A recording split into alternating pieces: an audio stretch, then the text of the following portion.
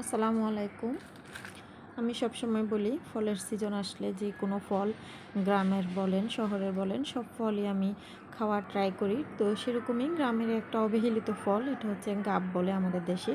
কোন দেশে কী বলে জানি না, আমাদের দেশে গাবই বলে। তো এটা কাঁচা ভর্তা করে খেতে মজা, আর পাকলে তো পাকা এমনি খাওয়া যায়। তবে এটা অনেক সুস্বাদু ফল, যদিও গ্রামে অতটা মূল্য নাই।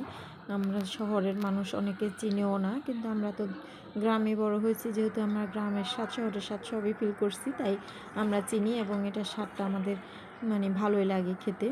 তো এবার ভর্তা করব। এটা হচ্ছে একটু পাকেও নাই কাঁচাও না, একেবারে একটু বাতি যেটা বলে আর কি, ওই টাইপের ভর্তা করব। তেঁতুল দিয়ে এটা কুচি করে ভর্তা করলে অনেক মজা হয়। হাতেও কুচি করা যায়, কিন্তু আমি সালাতের মেশিন দিয়ে কুচি করে নিয়েছি। আর এখানে নিয়ে নিয়েছি তেঁতুল ভিজিয়ে রাখছিলাম আগে থেকে, তেঁতুল নরম করে নিয়েছি। এখানে চিনি অ্যাড করছি, মরিচের গুঁড়ো অ্যাড করছি, লবণ অ্যাড করছি, লেবুর রস অ্যাড করছি, সবই পরিমাণ মতো দিয়ে ভালো করে এটাকে নরম করে কষলিয়ে নিয়েছি। আপনারা পরিমাণ মতো দেওয়ার ট্রাই করবেন, দেখবেন অনেক মজা। এটা আমরা তো আসলে গ্রামে এগুলো অনেক খাইতাম, কিন্তু এখন যদি অতটা পাই না। এখানে আমি 1 ফালির মতো লেবু দিছি। যারা গ্রামে আছে ওদের কাছে এগুলোর কদরও নাই, কিন্তু আমার সবসময় ইচ্ছে করে আমি এটা গ্রাম থেকে আনেছি।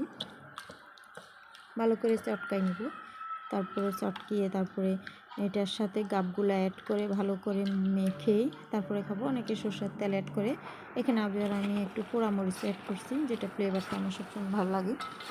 তাই এভাবে মেখে খেলে অনেক মজা। আপনারা ট্রাই করবেন, খেতে পারেন।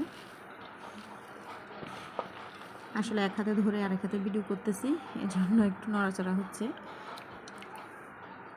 এখন এগুলো দিয়ে ভালো করে আগে একটু লবণ দিয়ে ভালো করে মেখে নরম করে নিছি। আমি সবসময় খাই, ট্রাই করি খাওয়ার জন্য সব ফল, আমরা বলেন বিলম্ব বলেন, তারপরে গ্রামে যত ফল আছে ছোট ছোট যে আমগুলো আছে, তারপরে ব্যাচ ফল আছে, চোখের সামনে পড়লেই সবসময় কিনি। তারপরে আমলকি, জামরুল সবই খাওয়া হয় আমার। তো ভিডিওটা কেমন লাগলো জানাবেন। আল্লাহ হাফিজ, আসসালামু আলাইকুম।